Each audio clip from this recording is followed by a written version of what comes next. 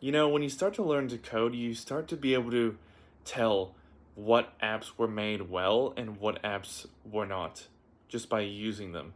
You know what Apple provides to their developers, and then what developers make use of those things to make the app experience better or not try at all.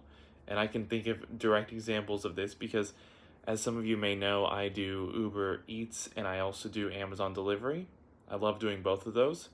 I do want to get into a job doing iOS development, be it for a company or myself or both. Hopefully, both. That's what I want to aim for. However, the funny thing is, using both of those apps, they are night and day difference when it comes to like working with them.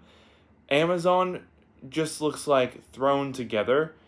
It looks like it was made for Android and then just ported over by I don't know, by someone who ported it over for them.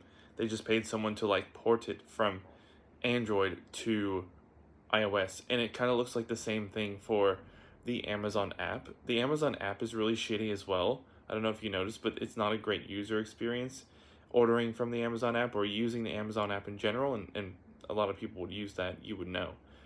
And the Amazon delivery app for Flex drivers is even worse. It's even less enjoyable to use.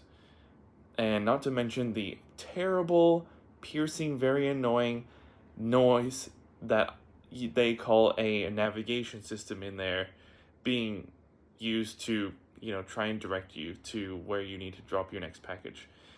Uber, on the other hand, is amazing in that not only can you turn off the audio notifications for where you need to drive or where your next delivery is, or directions, navigation pretty much, but it makes use of like full screen popovers, it makes use of sheets, it makes use of a lot of things that Apple provides to their developers to make a great app experience. And Uber, there is some things in Uber that are not great and that they can improve on, and that seem to be using old systems. However, it is miles ahead in usability compared to the Amazon app.